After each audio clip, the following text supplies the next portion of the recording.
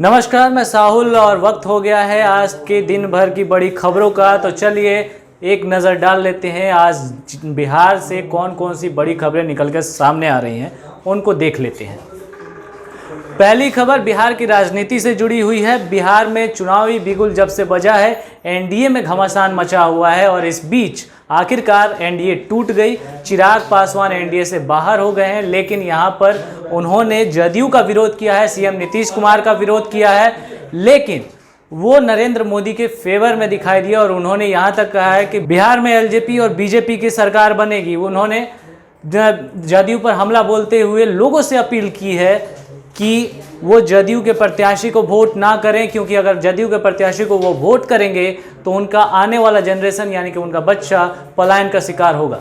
अगली खबर पालीगंज से आ रही है, जहां पर ग्रामीणों ने वोट बहिष्कार करने की चेतावनी दी है। दरअसल यहाँ के गांव के लोग जो है वो नाराज़ हैं कि कोई भी जनप्रतिनिधि या अधिकारी इनके पास पहुंचता नहीं है, इनकी सुध नहीं लेता। गांव वाले जो है एक मुख्य सड़क से जुड़ी हुई सड़क बनवाना चाहते हैं, लेकिन अभी तक इस पर कोई काम नहीं हुआ है। ऐसे में इन ग्रामीणों ने जो है वोट बहिष्कार करने की बात की है। ये मामला पालीगंज के निरखपुर का है। अब अगली खबर दरभंगा से है, जहां पर आपको तो पता ही है कि बिहार चुनाव को लेकर के कितना शोरगुल मचा हुआ है। ऐसे में कुछ उम्मीदवारों के टिकट भी कटे हैं, तो कुछ को जो है इस बार जिनका लक लग गया उन्हें टिकट मिल गया है, लेकिन जिनका टिकट कट गया है वो जो है विरोध प्रदर्शन कर रहे हैं। कभी पार्टी के दफ्तर पर जाकर विरोध प्रदर्शन कर रहे हैं, तो कभी ऐसे में विरोध जता रहे हैं। लेकिन आप ये नज़ारा देखिए, दरभंगा का नज़ारा है वहाँ के आयकर चौक का, जहाँ पर खुद को बीजेपी और संघ का कार्यकर्ता बताने वाले इस इंसान ने, इस व्यक्ति ने जो है जमकर बवाल मचाया है। युवक जो है नशे में धुत बताया जा रहा था। ये युवक जो है बीजेपी के बड़े नेताओं पर जो है शोषण का आरोप लगा रहा था और इसको लेकर के आज पूरे दरभंगा में लगभग ये जो नज़ारा दिखा उसको लेकर के एक पूरा ड्रामे जैसी स्थिति देखने को मिली है। कि मैं कोट से कुमार मंगलम बीजेपी कार्यकर्ता, इसकी हमको कोई परवाह नहीं, हम संगी हैं।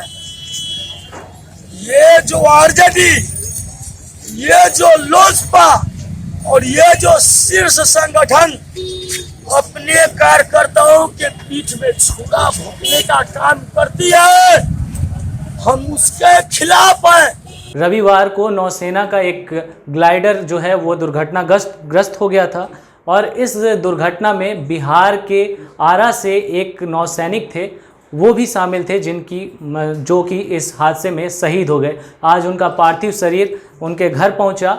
आपको बता दें कि नौसेना के जो ये अधिकारी थे उनका नाम सुनील कुमार है और जैसे ही आज उनका पार्थिव शरीर उनके घर पहुंचा तो गांव और उनके परिजनों में मातम का माहौल छा गया। यूपी के हाथरस का मामला तो आप सबको पता ही है, इसको लेकर के पूरे देश भर में बवाल मचा हुआ है। वहीं बिहार में भी बहुत जगहों पर जो है इसका विरोध हो रहा है। आज अररिया में भी जो है एक विरोध प्रदर्शन देखने को मिला। जन अधिकार पार्टी के नेताओं ने और कार्यकर्ताओं ने इस मामले को लेकर के एक शांति मार्च निकाला और साथ में कैंडल मार्च भी निकाला है। इन लोगों ने कहा कि सरकार की तरफ से जो सीबीआई जांच की अनुशंसा की गई है उस पर हमें विश्वास नहीं है। हम चाहते हैं कि इस पूरे मामले में सुप्रीम कोर्ट दखल दे और उसकी निगरानी में इस पूरे मामले की जाँच हो। हम लोग भारत सरकार से और यूपी सरकार से अनुरोध करेंगे कि इसकी जांच सर्वोच्च न्यायालय से कराएं। मैंने देखा है अभी फिलहाल में हमारे सुशांत सिंह की जांच हुई है, सुशांत की मौत हुई थी और सीबीआई जांच की है। उस सीबीआई जांच पे मुझे 5 पैसा फेथ नहीं है। ये सीबीआई जांच भी फेक जांच होती है। सीबीआई जांच भी ये बड़ों के अंदर की जांच है, इसलिए मुझे सीबीआई जांच पर भी यकीन नहीं है, भारत के सीबीआई जांच पर यकीन नहीं है। ये जांच चीफ जस्टिस से कराया जाए, चाहे सुप्रीम कोर्ट के आला अधिकारी से कराया जाए, तब ये जांच के सत्य सामने आएगा, वरना कभी सामने नहीं आएगा। हाथरस की बेटी को कभी इंसाफ नहीं मिलेगा, क्योंकि सीबीआई जांच, मैंने सुशांत सिंह का जांच देखा है। सुशांत सिंह के जांच को लीप पोत के भारत सरकार चाहे सीबीआई थोप के बर्बाद कर चुके हैं। कोई रिजल्ट सुशांत सिंह के जांच में नहीं आया है और इसका भी जांच उसी तरह हमारी सरकार थोप के बर्बाद कर देगी और जो बलात्कारी है उसको बचा लेगी सरकार। जांच कुछ नहीं है। अगर जांच करानी है तो सुप्रीम कोर्ट के जज से जांच कराए, रिटायर्ड जस्टिस से कराए, वो जांच सही होगी। ये जांच पर मुझे भी फेथ नहीं है। बढ़ते हैं अगली खबर की तरफ। तो आईपीएल चल रहा है और ऐसे में सट्टेबाजी भी है जो वो जोरों पर चल रही है। इसी को लेकर के पुलिस ने कार्रवाई की है और पुलिस ने आईपीएल सट्टेबाजी और साथ में बैंक लोन के नाम पर ठगी करने वाले 3 लोगों को पुलिस ने गिरफ्तार किया है। बताया जा रहा है कि गुप्त सूचना के आधार पर पुलिस को ये पूरी जानकारी मिली थी। उसके बाद पुलिस ने प्लान बनाया और इन लोगों को पकड़ लिया है। कि मोबाइल से कॉल करके जो ठगी की जो घटनाएं होती हैं उस पर हम लोगों ने कार्रवाई किया है। जैसा कि कुछ दिन पहले भी आपको हम लोगों ने बताया था कि ये जो साइबर फ्रॉड है, ये लोग कॉल करते हैं सुनसान जगह जाकर।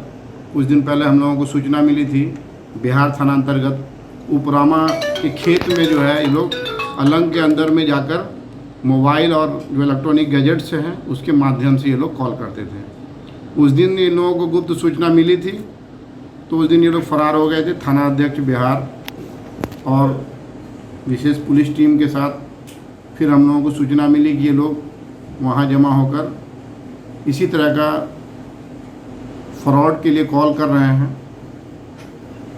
सूचना पे कार्रवाई की गई है। अब बढ़ते हैं जमुई की तरफ। जमुई में हमारे रिपोर्टर पहुंचे थे और यहाँ पर वो जो है लोगों से मिल रहे थे। इस दौरान वो गिद्धौर प्रखंड में पहुंचे थे और यहाँ उन्होंने कुछ लोगों से बात की। आपको याद होगा कि प्रधानमंत्री नरेंद्र मोदी ने सबको आवास देने की योजना बनाई है और इसके जरिए जो है 2022 तक हर एक गरीब इंसान को एक पक्का मकान मिलना है। लेकिन शायद ज़मीनी स्तर पर ऐसा कुछ होता हुआ दिखाई नहीं दे रहा। आप जिस महिला को स्क्रीन पर देख रहे हैं उनका नाम बबीता कुमारी है। उनके परिवार में 8 से ज़्यादा लोग रहते हैं लेकिन इनके पास अपना घर नहीं है। जरा इन्हें सुनिए। देखते हैं ना, देखिए मेरा घर बारिश से गिर गया है, रहने का भी जगह भी नहीं है। अब हम लोग कमाने खाने वाला आदमी हैं, हम कहाँ से घर बना सकेंगे। मेरा लड़के भी 2-3 को जवान है तो हम शादी करेंगे कि घर बनाएंगे। हमको तो रहने का वास्ता भी नहीं है। बारिश इतना हुआ है कि मेरा घर में रहने की जगह है ये नहीं है। हाँ देखे हम आपका घर बिल्कुल गिर गया है और जो दीवार है वो बिल्कुल रहने लायक नहीं है। नहीं है तो क्या आप सरकार से क्या आशा लगाते हैं? हम सरकार से आशा लगाते हैं कि हमको योजना पास करे कि हमको घर बन जाएंगे। नहीं तो घर से तो हम तो अभी बेघर हो गए। आप तो देख भी रहे हैं इतना बाल बच्चा है, मजदूरी करते हैं तो हम लोग घर बनाएंगे कि हम खाना खाएंगे कि बेटी की शादी करेंगे। तो राशन कार्ड आपके पास है? हाँ जी है। क्या नाम हुआ आपका? बबीता देवी। कभी आवास सहायक से बात किया है कि बोले इस मामले में? इस मामले में तो बोले हैं लेकिन कोई सुनवाई तो नहीं करता है। आपको बता दें जमुई वो इलाका है जहां से सांसद हैं चिराग पासवान और चिराग पासवान दावा करते हैं कि उनके इलाके में प्रधानमंत्री द्वारा चलाई जा रही हर एक सभी योजनाएं जो हैं लागू हुई हैं, लेकिन हर जगह ये योजनाएं बराबर तरीके से नहीं पहुंची हैं। बबीता देवी को आशा है कि प्रधानमंत्री की योजना का लाभ उन्हें भी मिलेगा। हम भी इस बात की आशा करते हैं कि जनप्रतिनिधि उनकी इस गुहार को सुनेंगे और उन्हें इस योजना का लाभ जरूर देंगे। अब बात बिहार की राजनीति से जुड़ी हुई है। दरअसल महागठबंधन में आज सीटों को लेकर के भी फैसला हो गया कि कौन सी पार्टी किस सीट से लड़ेगी।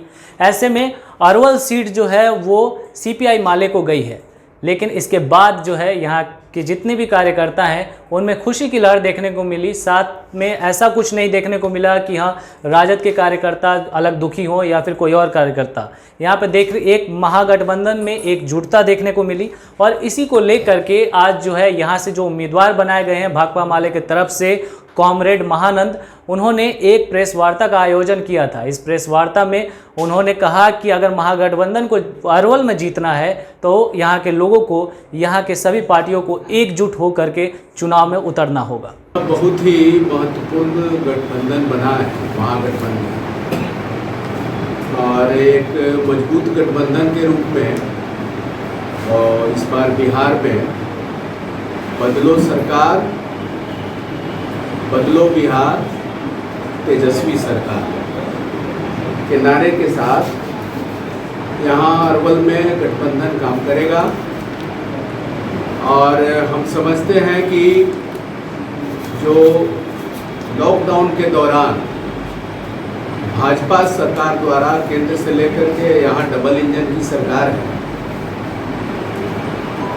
नीतीश मोदी की सरकार है, और ये सरकार द्वारा किसानों के खिलाफ बिल लाए गए, बेरोजगारों के खिलाफ जो कदम उठाए गए हैं, जितने भी सरकारी सेक्टर हैं पब्लिक सेक्टर है उसको प्राइवेट सेक्टर में तब्दील किए जा रहे हैं, नौकरी से हटाए जा रहे हैं, बेरोजगार किए जा रहे हैं।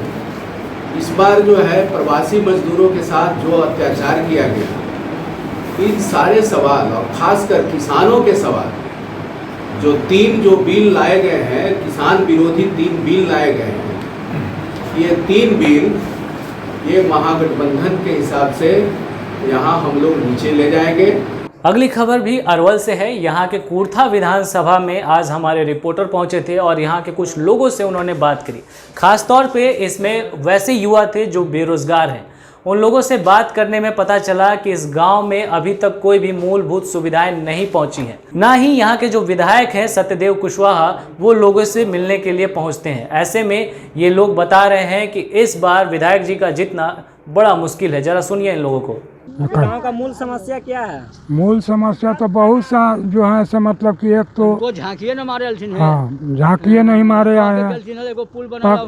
पुल बनाने के लिए या किसी प्रकार से कोई बेरोजगारी जो है से नहीं यहाँ पर दे पा रहे हैं। बेरोजगार के लिए जो बेरोजगारी बढ़ा है, बेरोजगारी पर तो बहुत ज़्यादा है समस्या की, सब बढ़ रही है। बेरोजगारी ऐसी बैठल है, किसी प्रकार से कोई रोजगार नहीं है। सब जो है बाहर से आ करके ऐसी पड़ रहा है, समझे, कोई रोजगार नहीं दे रहा है। मुख्यमंत्री अब देखा जाएगा कि ये बनेगा से। फिर किनको बनाइएगा? बदलाव चाहिए कि जो पहले से हैं वही रहेंगे? ना, पहले से ऐसे तो नहीं रहेंगे, बदलाव चाहिए। बदलाव चाहिए। कोई लेकर किनको बनाइएगा? कौची तो टीएसपी की कोई बोला सीन खाए, चाहे लालू यादव को बनाएंगे, वो है तो रोजगार लेकिन के देते थे। नीतीश कुमार कुछ रोजगार नहीं दिए हैं, लेकिन सब राज्य में रोजगार मिला है, बहुत मिला है। इनको अथी में कुछ रोजगार लेकिन के नहीं मिला है, नहीं कुछ रोजगार नहीं मिला है। तो आपने सुना कि कूर्था विधानसभा के लोग जो हैं वो किस तरीके से स्थानीय विधायक से परेशान हैं। स्थानीय विधायक ने कोरोना काल तक में उनकी शुद्ध नहीं ली। ऐसे में यहाँ के लोग नाराज़ हैं और इस बार के चुनाव में जो है विधायक जी को सबक सिखाने की बात कह रहे हैं। अब क्या होगा चुनाव में ये तो फिर जनता ही जानती है। फिलहाल आज की इस रिपोर्ट में, आज के इस बुलेटिन में इतनी खबरें। कल फिर इसी वक्त हाजिर होंगे दिन भर की बड़ी खबरों को लेकर, साथ में बिहार की चुनावी खबरों को लेकर। तब तक के लिए मुझे यानी साहुल को दीजिए इजाज़त। धन्यवाद।